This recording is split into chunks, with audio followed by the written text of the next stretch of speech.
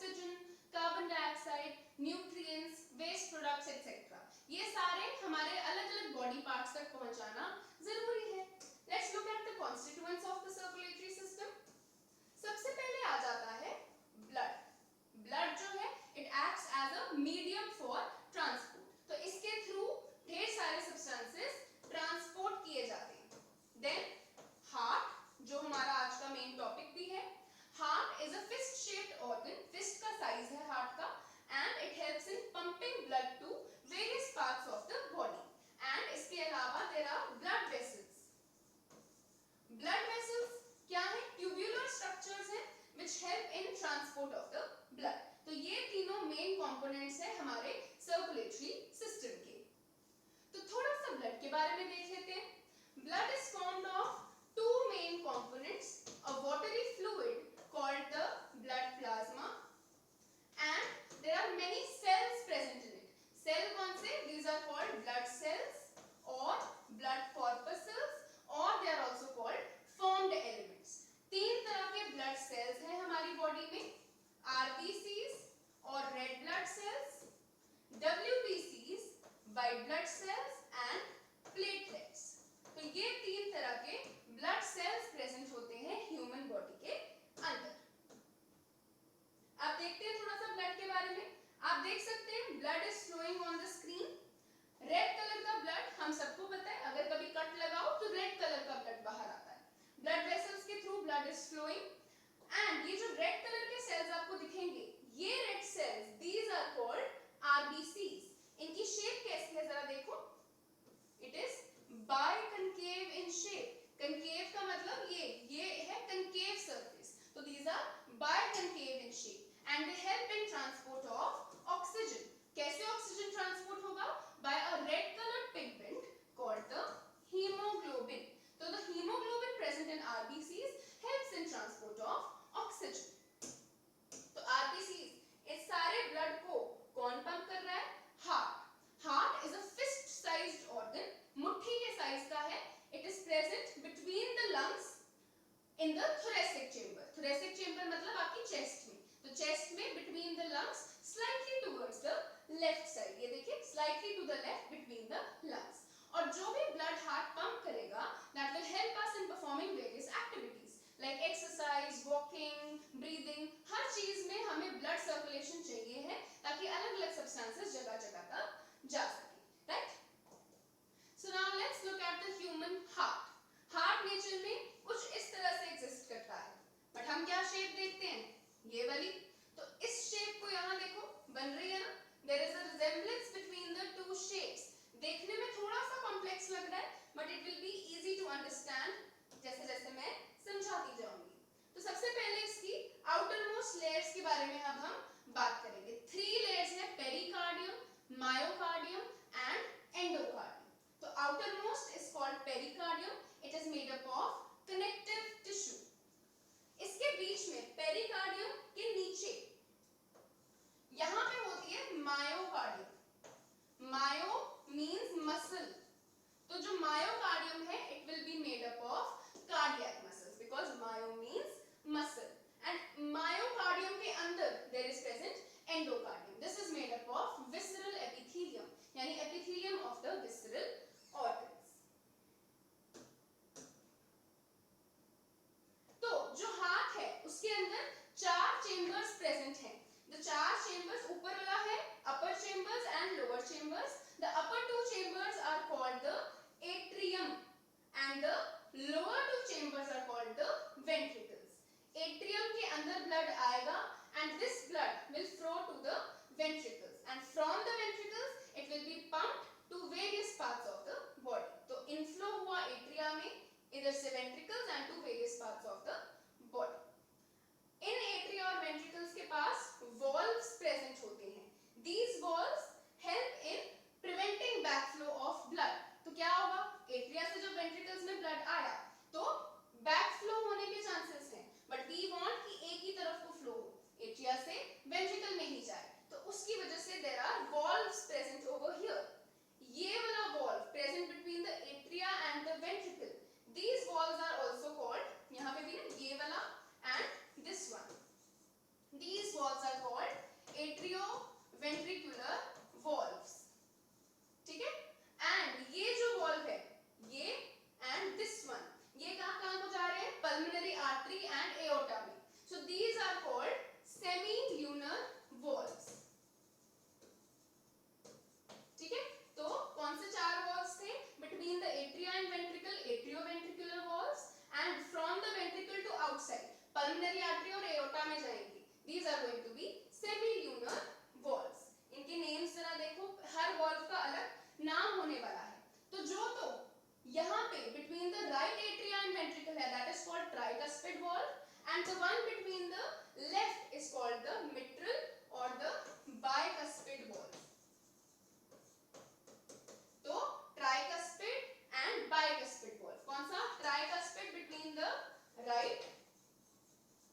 And bicuspid between the left. ये left side हो गई, ये राइट साइड हो गई, ठीक है।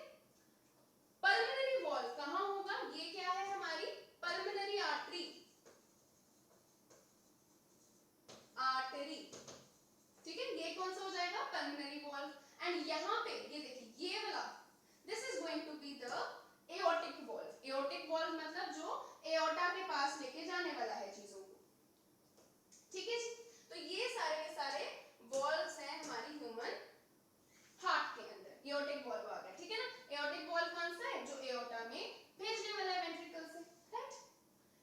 फिर देखो जरा कैसे होगा, ऑक्सीजन डिप्लीटेड ब्लड यानी कि कार्बन डाइऑक्साइड रिच, कौन सा हो गया deoxygenated blood, this will come in the right atria and ventricle. तो ये कहां गया, राइट एट्रिया एंड वेंट्रिकल के अंदर। कहां से आया, थोड़ी सी लेबलिंग देखो, this is the vena cava. Vena cava क्या करेगा, it is the main when. तो वेन मोस्टली क्या करता है, डीऑक्सीजनेटेड ब्लड को लेके आता है इन द राइट एट्रिया। ये मत सोचना कि वेन्स के अंदर हमेशा ही डीऑक्सीजनेटेड ब्लड है, अभी के लिए vena cava is the main vein and it will bring the deoxygenated blood to the right atria. यहां से डीऑक्सीजनेटेड ब्लड कहां जाएगा, इन द वेंट्रिकल। तो राइट वाले में कौन सा ब्लड आता है, deoxygenated blood. So this blood goes to the right ventricle and it is pumped to the pulmonary artery. So we just saw कि deoxygenated blood कहाँ गया, pulmonary artery के अंदर गया, यानी कि हर बार artery oxygenated blood नहीं पंप करती। Blood cells are rejuvenated with oxygen by air from the lungs। ये देखिए जो इस साइड वाला blood है ना, this is deoxygenated blood और ये वाला है oxygen rich blood। जो deoxygenated होगा it will be slightly blue in color। आप अपने हाथ की वेन्स देख सकते हो इस टाइम, ठीक है। अपने हाथ की वेन्स देखो, ब्लू कलर की blood vessels, these are the veins. तो वेन्स के अंदर ब्लड थोड़ा सा ब्लूइश इन कलर होता है and after getting oxygenated it will become reddish in colour. तो यहां से जो लंग्स है ये कहां हो रहा है, in the lungs. So what happened is, जो राइट एट्रिया ने वेंट्रिकल को दिया और वेंट्रिकल ने क्या किया, पल्मोनरी आर्टरी को डीऑक्सीजनेटेड ब्लड दिया। पल्मोनरी का मतलब लंग्स, तो लंग्स तक जब ब्लड जाएगा वहां पे जाके वो क्या हो जाएगा, ऑक्सीजनेट हो जाएगा। So you can see blood is getting oxygenated क्योंकि O2 नीचे होता है, O2 आ रहा है इन द ब्लड। फिर लंग्स से ये देखिए ये क्या आया, oxygenated blood. This oxygenated blood comes in the left atria and ventricle और फिर वेंट्रिकल से कहां चला जाएगा, टू द एओर्टा। तो एओर्टा क्या करेगा, अब ये अलग-अलग आर्टरीज को ब्लड देगा so that the oxygenated blood can reach various parts of the body। ये देखिए नेटवर्क ऑफ ब्लड वेसल्स देखिए जरा, जो भी रेड कलर की हैं these are having oxygenated blood, अभी हम कॉमनली इसको आर्टरी कह रहे हैं, एंड जो ब्लू कलर की है these carry deoxygenated blood, इनको हम अभी वेन्स कह रहे हैं, बट ये एक्चुअल डेफिनेशन नहीं होती इनकी। Arteries are any blood vessel that carries blood away from heart and veins are blood vessels that carry blood towards heart। ठीक है, तो हमने डेफिनेशन क्या है, arteries any blood vessel carries blood away from heart and veins carry blood towards heart।